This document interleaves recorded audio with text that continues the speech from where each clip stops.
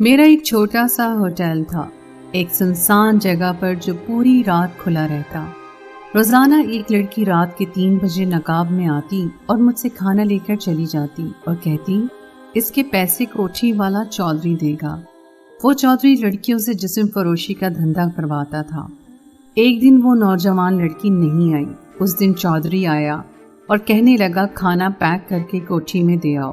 جب میں کھانا لے کر کوٹھی میں گیا تو اس نوجوان لڑکی کو دیکھ کر میرے ہوش اڑ گئے، کیونکہ وہ تو میرا ایک چھوٹا سا ہوٹل تھا جو شہر کی حدود سے باہر ایک ہائی وے پر واقع تھا۔ زیادہ تر یہاں دور دور تک جھاڑیاں تھیں، کہیں اکا دکا کوٹھیاں تھیں جہاں دن خاموش اور راتیں رنگین تھیں۔ میرا ہوٹل زیادہ تر رات کے وقت چلتا، کیونکہ شہر سے باہر نکلنے کے بعد اس پورے راستے پر سوائے میرے ہوٹل کے اور کوئی ہوٹل موجود نہ تھا۔ میں پوری رات ہوٹل پر رہتا اور زیادہ تر دن کے وقت بھی ہوٹل پر ہی ہوتا۔ گھر تو بس یوں ہی چکر لگا لیتا۔ رات کے وقت بڑی بڑی گاڑیوں میں آدمی ان کوٹھیوں پر آتے اور ناچ گانے کی محفلیں سج جاتی۔ ساتھ ہی میرا دھندا بھی چمک جاتا، کبھی کھانا تو کبھی شراب، سب کچھ میرے ہوٹل سے ہی جاتا تھا۔ ہفتے کی رات تو مجھے سر کھجانے کی فرصت نہ ہوتی۔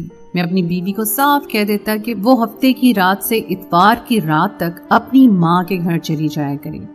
وہ بھی میرے کام کو سمجھتی تھی، لہٰذا کبھی ضد نہ کرتی۔ ہماری شادی کے شروع کے کچھ عرصے میں بہت زیادہ جھگڑے ہوئے، پھر آہستہ آہستہ وہ سمجھنے لگی۔ یوں ہماری شادی کو سال گزر گیا۔ میرا ہوٹل بہت ترقی کر گیا۔ پچھلے کچھ مہینوں سے ہر رات کوئی 3 بجے کے آس پاس میرے ہوٹل پر ایک لڑکی آتی اور کھانا لے جاتی۔ وہ انہی کوٹھیوں سے آتی تھی اور بنا کچھ کہے ایک پرچی میری طرف بڑھا دیتی، جس میں سارا سامان لکھا ہوتا اور ساتھ ہی لکھا ہوتا کہ پیسے کوٹھی والے چودھری سے لے لینا۔ اس کے چہرے پر نقاب ہوتا، وہ نگاہیں جھکائے رکھتی۔ جانے کیوں میرا دل اس کی جانب کھنچتا۔ میں یہ سوچ کر رہ جاتا کہ کبھی اس سے کوئی بات کروں، لیکن اس کے رویے کی وجہ سے کبھی ہمت نہ کر سکا۔ آہستہ آہستہ جیسے وہ میرے دل میں جگہ بنا رہی تھی، میں گھر بھی آ جاتا تو اسی کے بارے میں سوچتا رہتا، اور ہوٹل پر ہوتا تو اس کی آمد کا منتظر رہتا۔ اس کی جھکی ہوئی نظریں، چوڑیوں سے بھرے ہاتھ اور پرفیوم کی خوشبو سے مہکتا وجود مجھے معطر کر دیتا۔ اب تو ہر پل دل یہی دعا کرتا کہ وہ جلدی سے آ جائے، اور وہ بھی بلا ناغہ روز ہی آتی۔ میں اس کی آواز سننے کے لیے تڑپ رہا تھا۔ وہ خود پھولوں جیسی تھی، اس کی آواز کتنی میٹھی ہوگی، یہ سوچ کر ہی میں سرشار ہو جاتا۔ آج میں خود بھی بہت تیار ہو کر ہوٹل کے لیے نکلنے والا تھا۔ آج میں کسی بھی طرح بس ایک بار اس سے بات کرنا چاہتا تھا کہ جب ہی پیچھے سے میری بیوی نے مجھے آواز دی۔ ارے کمبخت، یوں پیچھے سے آواز دے کر نحوست ڈالنی ضروری تھی کیا؟ میرا موڈ بری طرح خراب ہو گیا۔ وہ آپ کی بہن ہمیں رات کے کھانے پر بلا رہی ہے آج، وہ اٹک اٹک کر بولی۔ میری معصوم سی بیوی میرے غصے سے ڈر گئی تھی۔ میں نے خود کو نارمل کیا اور صاف لفظوں میں اسے یہ کہہ کر منع کیا کہ ایک دن کی چھٹی بھی میرا بہت نقصان کرتی ہے، میرے گاہک خراب ہوتے ہیں۔ وہ خاموش ہو گئی۔ میری ایک ہی بہن تھی جو شادی شدہ تھی، ابا اماں گاؤں میں رہتے تھے، یہاں شہر میں صرف میں اور میری بہن ہی تھے۔ پہلے ان کے بلانے پر میں چلا جایا کرتا، لیکن پھر ہمارے کچھ جھگڑے ہوئے، جس کے بعد میں نے ان سے ملنا ترک کر دیا تھا۔ وہ بہت برے حالات سے گزر رہی تھی، اور میں جب بھی جاتا وہ مجھ سے پیسوں کا تقاضا کرتی۔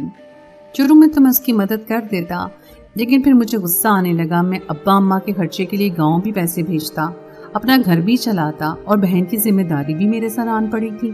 ایک دن میں نے اسے بہت برا بھلا کہا، اس کو صاف صاف کہہ دیا کہ اب وہ اپنا بندوبست خود کر لے، میں نہیں کر سکتا کچھ بھی۔ میرے بری طرح ذلیل کرنے کے بعد اس نے دوبارہ مجھ سے کبھی مدد نہیں مانگی، لیکن کبھی کبھار وہ مجھے کھانے پر اپنے گھر بلا لیا کرتی۔ لیکن اب میرا کہیں جانے کا دل نہیں کرتا تھا۔ میں گھر پر تو پہلے بھی کم ہی رہتا تھا، اب تو بالکل بھی گھر آنے کو دل ہی نہیں کرتا تھا۔ آج بھی جیسے ہی 3 بجے رات کے اندھیرے میں چاند کی چمکتی روشنی کے درمیان مجھے اس کا وجود اپنی طرف بڑھتا نظر آیا۔ وہ سہج سہج چلتی میرے قریب پہنچ گئی تھی۔ اس کی پائل کی جھنکار سے فضا میں ایک مدھر سر بکھر گیا تھا۔ اس نے مجھے دیکھتے ہی میری جانب سامان کی پرچی بڑھائی۔ اپنے طور پر میں بھی بہت تیار ہو کر گیا تھا، لیکن اس نے آج بھی نظریں اٹھا کر مجھے دیکھنا گوارا نہ کیا۔ آپ اکیلی آتی ہیں اتنی رات میں، ڈر نہیں لگتا؟ میں نے ڈرتے ڈرتے پوچھ ہی لیا، مگر مجھے حیرت ہوئی جب اس نے جواب دینے کے بجائے سامان پکڑا اور پلٹ کر واپس چلی گئی۔ میرا موڈ پوری طرح بگڑ گیا۔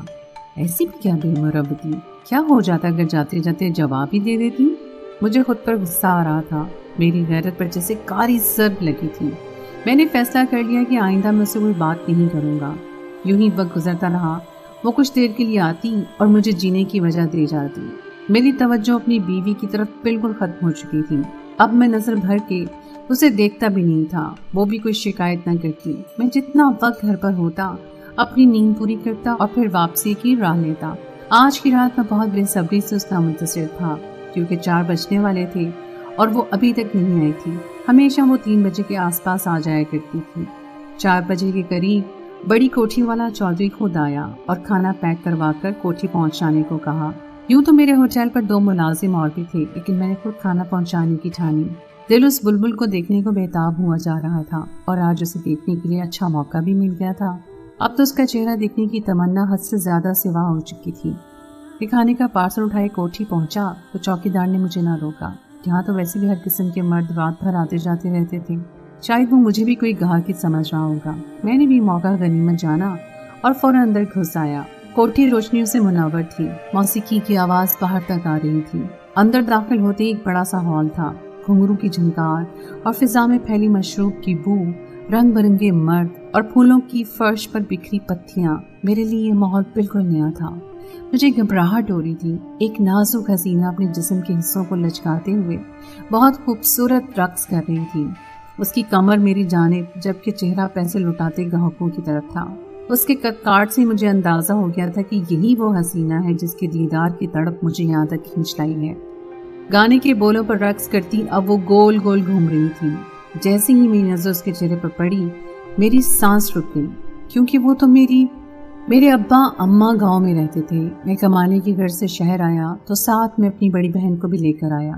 میں سارا دن کام ڈھونڈتا اور وہ گھر پر رہ کر کام کاج کرتی۔ کچھ وقت میں ہی میں نے اپنا ہوٹل کھول لیا اور خدا نے مجھے اس کام میں ترقی بھی بہت دی۔ اب میں گاؤں بھی پیسے بھیجتا اور جمع بھی کرتا۔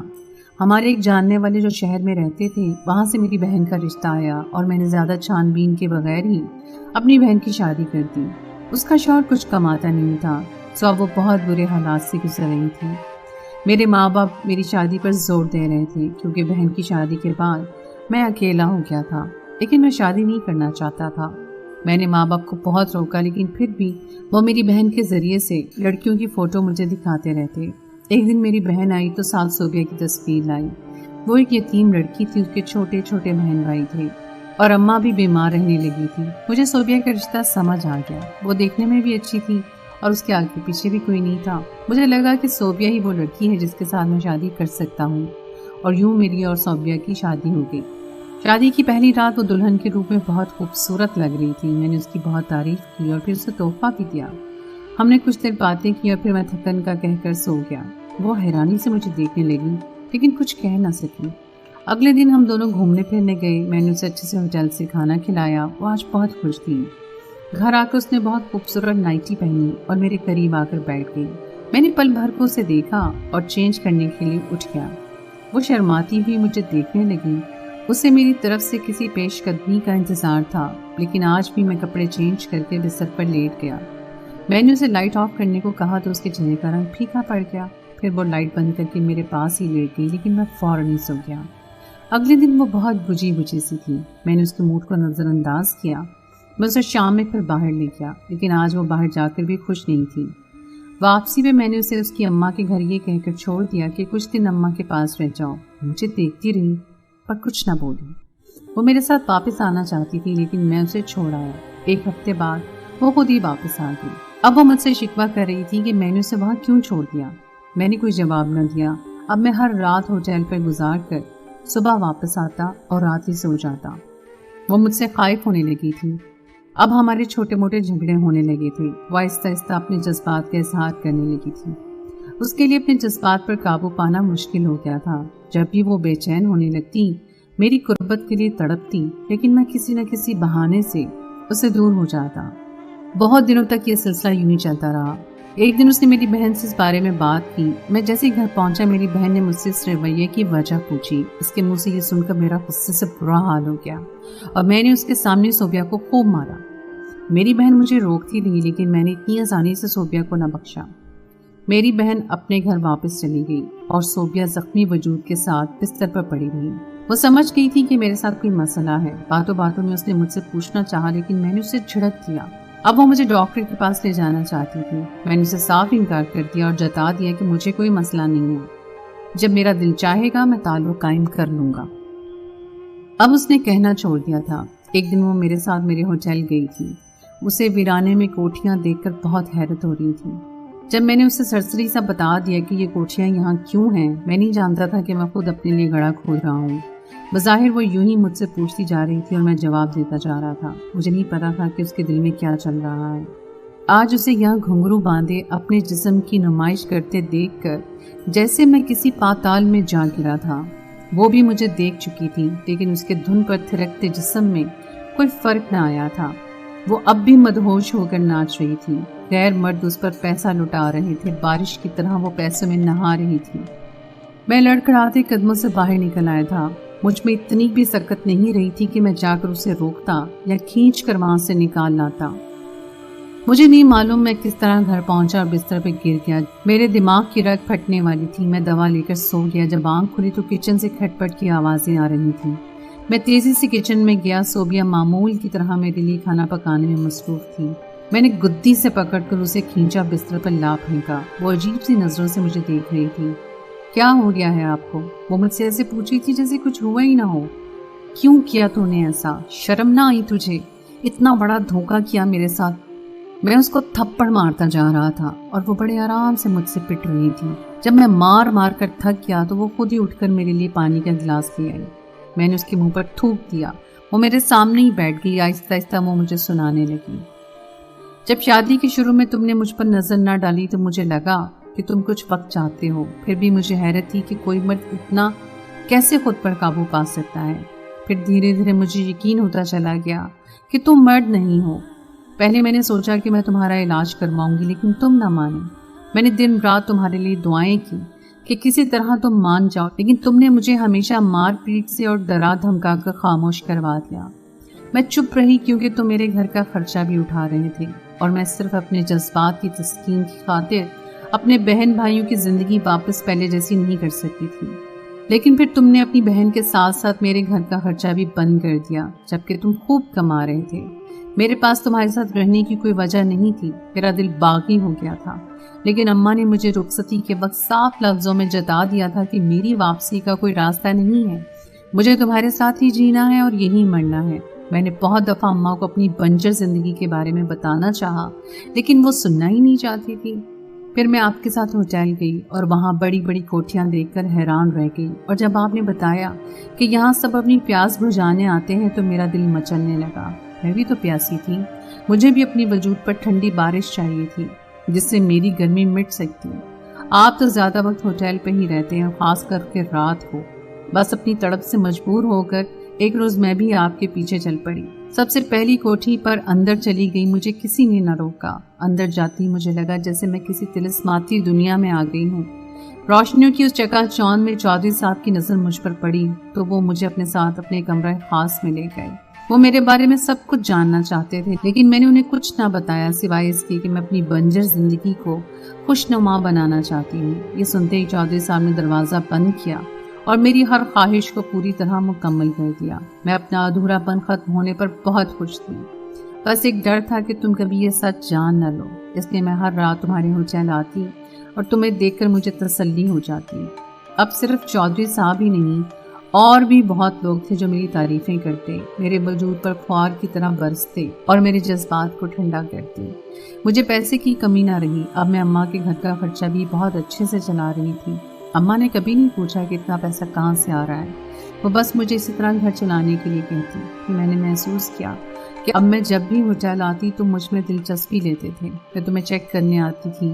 مجھے اندازہ نہیں تھا کہ تم میرے ہی دیوانے ہو جاؤ گے اور اب تم گھر سے اور باغی ہو گئے تھے. کبھی کبھی آتے اور آتے ہی سو جاتے. تم نے کبھی غور ہی نہیں کیا کہ میں کتنی بدل گئی ہوں. میرا پہننا اوڑھنا، میرا چلنا پھرنا سب کچھ بدل چکا تھا۔ چودھری صاحب نے مجھے ہر چیز سے نواز دیا۔ میرے پاس ہر طرح کے مہنگے ترین کپڑے آ گئے تھے۔ مجھے رقص سکھانے کے لیے استاد آتے تھے۔ انہوں نے مجھے سکھایا کہ کس طرح رقص میں جسم کو نمایاں کیا جاتا ہے، کس طرح اداؤں سے مردوں کے جذبات ابھارے جاتے ہیں۔ میری بدبختی دیکھو، میں ہر رات نہ جانے کتنے ہی مردوں کے جذبات کو آگ لگاتی ہوں، لیکن اپنے ہی شوہر کے جذبات کے لیے ترس کر رہ گئی۔ مجھے حلال نہ مل سکا تو میں حرام کے راستے پہ چل پڑی۔ جانتی ہوں میں نے غلط کیا، میں نے برائی کا راستہ چن لیا، لیکن میں مجبور ہو گئی۔